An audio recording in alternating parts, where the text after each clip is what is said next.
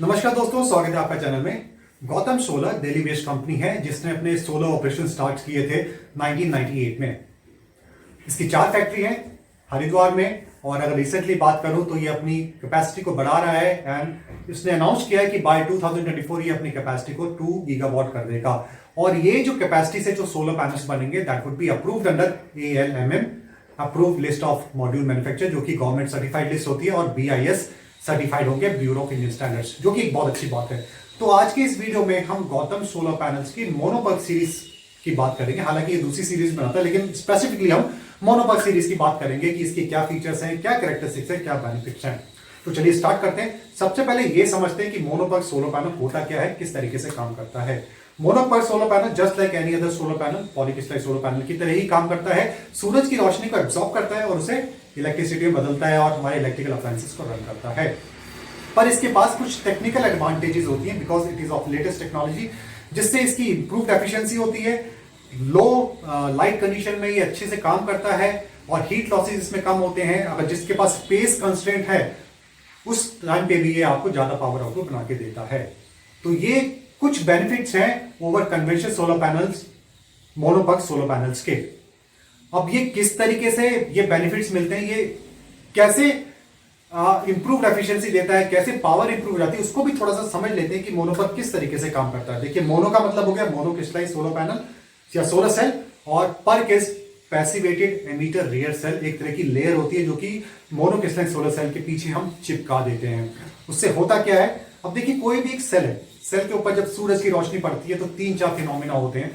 सूरज की रोशनी को एब्जॉर्ब करता है, रिफ्लेक्ट भी कर देता है और पास थ्रू भी कर देता है, और कुछ को डिवेट भी कर देता है। तो जो सूरज की रोशनी सेल से पास थ्रू हो गई वो फोटोवोल्टिक इफेक्ट पैदा नहीं करेगी।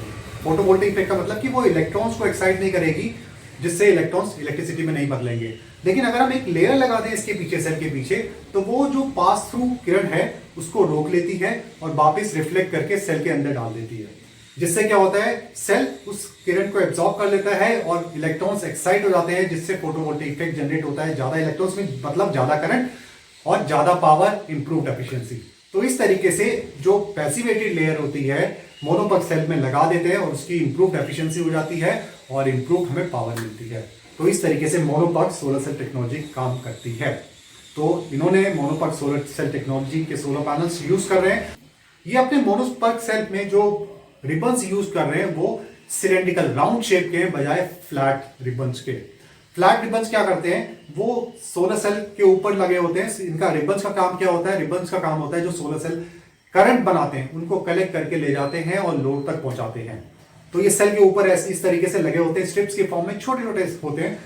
इन्होंने फ्लैट रिबन्स की जगह सिलेंड्रिकल राउंड रिबन्स यूज किए हैं। उसका मतलब इससे फायदा क्या हुआ, जो फ्लैट रिबन होता है उसकी विड्थ ज्यादा होती है, राउंड का जो डायमीटर है वो कम होता है।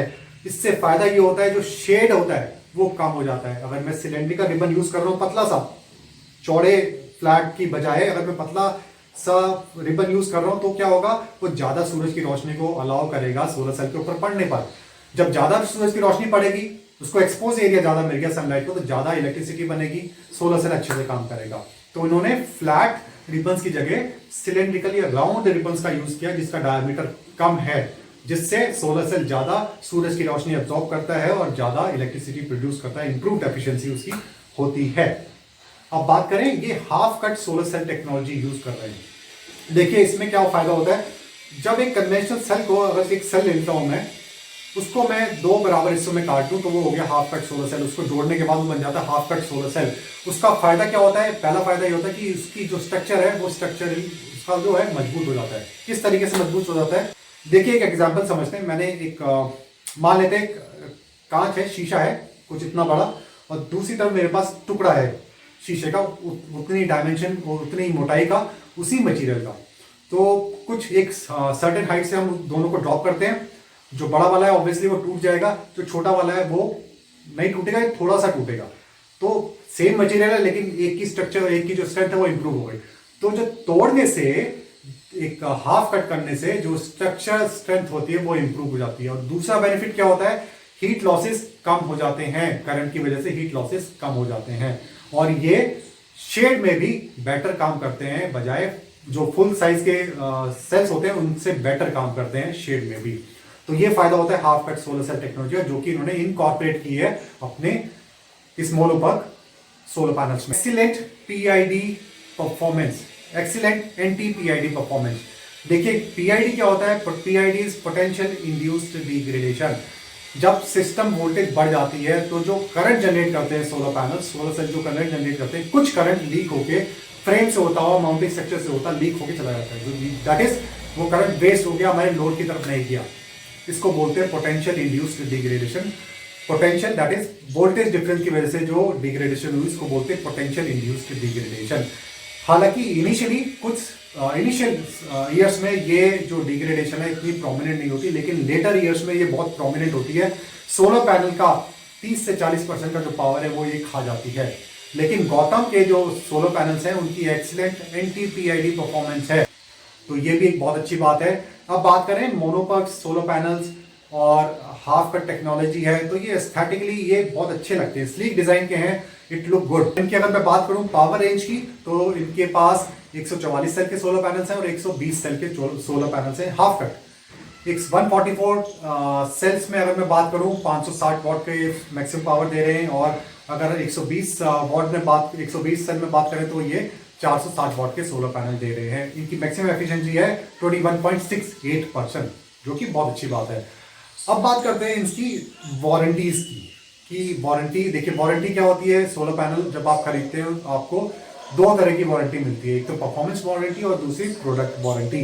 प्रोडक्ट वारंटी में जो मैन्युफैक्चरर है वो बायर को बोलता है कि मैं एश्योर करता हूं एनी डिफेक्ट, जैसे कोई डायोड टूट गया या ग्लास क्रैक हो गया या सोलर सेल क्रैक हो गया, कुछ भी ऐसी चीज होती है, या pre mature wear and tear है, अगर ऐसा कुछ होता है टाइम से पहले, तो वो जो मैन्युफैक्चरर है वो उसको रिप्लेस करेगा या कंपोनेंट रिपेयर करेगा या नया कंपोनेंट लगाएगा, पूरी का पूरा सोलर पैनल आपको नया ला के देगा, ये उसकी लायबिलिटी होती है। तो इनकी जो प्रोडक्ट वारंटी है वो 12 साल की है, मतलब ये बहुत अच्छी बात है। और दूसरी बात करता हूं मैं परफॉर्मेंस वारंटी की।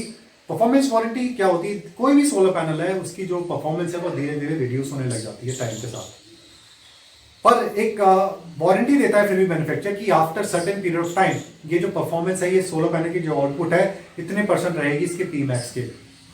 कोई भी परफॉर्मेंस सोलर पैनल की कुछ इस तरीके से डिग्रेड होती है, पहले साल में मान लिया 2% डिग्रेड हो गई पीमैक्स के, थर्ड ईयर में फिर 0.5%, फोर्थ ईयर में 0.5%, इस तरीके से धीरे धीरे रिड्यूस होती रहती है।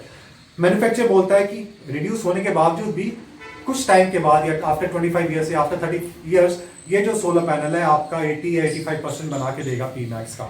तो अगर इनकी बात करें आफ्टर 25 ईयर्स जो गौतम मोनोपक सोलर पैनल्स है अराउंड 85% पीमैक्स का बना के देंगे। बात करते हैं इनकी स्ट्रेंथ की। देखिए कोई भी सोलर पैनल है अगर वो मजबूत नहीं है तो उसका फायदा नहीं होगा, क्योंकि सोलर पैनल्स पूरी अपने लाइफ टाइम में वो बाहर ही इंस्टॉल होंगे, आपकी छत पे इंस्टॉल होंगे या कहीं बाहर इंस्टॉल होंगे, क्योंकि बाहर ही सूरज की रोशनी उन्हें मिलेगी और बाहर ही वो करंट बना सकते हैं। तो जब ये बाहर है, the solar panels have to withstand extreme temperature and weather condition, तो इसलिए उनका मजबूत होना बहुत जरूरी है। इसकी मजबूती किस तरीके से डिफाइन होती है कि इसकी मैकेनिकल लोड कैसा है, स्ट्रेंथ कैसी है, और ये स्ट्रेंथ दो तरीके से डिफाइन होती है, snow load rating and wind load rating. Snow load rating और विंड लोड रेटिंग दोनों पास्कल्स में रिप्रेजेंट की जाती हैं। स्नो लोड रेटिंग का मतलब है कि कितना स्नो का वेट आपका सोलर पैनल विथस्टैंड कर सकता है, विंड लोड रेटिंग का मतलब है कि कितना विंड प्रेशर आपका सोलर पैनल विथस्टैंड कर सकता है। तो जो गौतम सोलर पैनल्स हैं उनकी स्नो लोड रेटिंग है 5400 पास्कल्स और विंड लोड रेटिंग है 2400 पास्कल्स, जो कि एक अच्छी बात है। अब हम आगे चलते हैं, इसके टेम्परेचर कोफिशिएंट ऑफ पावर की बात करते हैं। टेम्परेचर कोफिशिएंट ऑफ पावर इसका -0.39% पर डिग्री सेल्सियस है। टेम्परेचर कोफिशिएंट ऑफ पावर ये बताता है कि जैसे जैसे सोलर पैनल का टेम्परेचर बढ़ेगा, सोलर सेल का 25 डिग्री सेल्सियस से ऊपर टेम्परेचर जैसे जैसे बढ़ता जाएगा, ये अपनी पावर लूज करता जाएगा। कितनी लूज करेगा? गौतम के केस में है -0.39% पर डिग्री सेल्सियस, यानी कि 0.39% ये पावर लूज करेगा। पी मैक्स का एक डिग्री अगर राइज होता है, अगर 25 डिग्री सेल्सियस से सेल टेम्परेचर 26 डिग्री सेल्सियस जाता है तो पी मैक्स का 0.39% ये लूज कर देगा।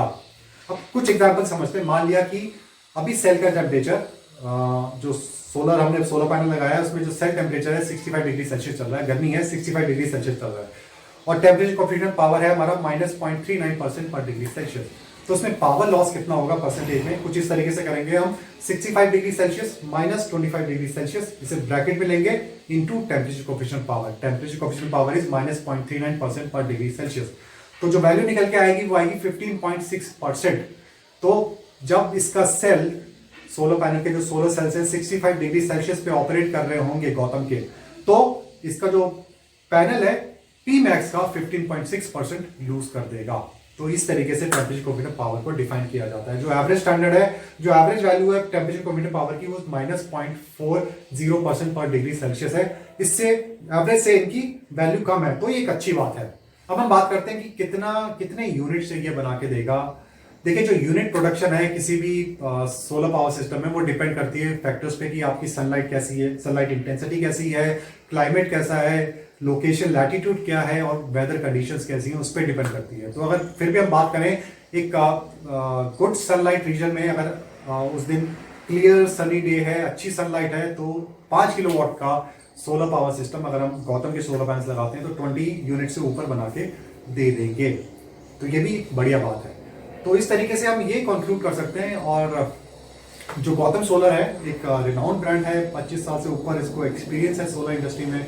तो एक तरीके से हम ये बोल सकते हैं इसके सोलर पैनल्स लेटेस्ट टेक्नोलॉजी के हैं, स्ट्रॉन्ग सोलर पैनल्स हैं, इम्प्रूव टेम्परेचर कोफिशिएंट पावर है, और साथ में सर्टिफाइड है इसके सोलर पैनल्स, अमोनिया सर्टिफाइड है, अमोनिया रेजिस्टेंट है, और साथ में सॉल्ट एंड मिस्ट रेजिस्टेंट है। जिसका मतलब ये है कि अगर ह्यूमिडिटी है, ह्यूमिडिटी में भी ये डिग्रेड इस तरीके से नहीं होंगे, रेजिस्टेंट है, और आपकी जो परफॉर्मेंस है सोलर पैनल की वो बनी रहेगी।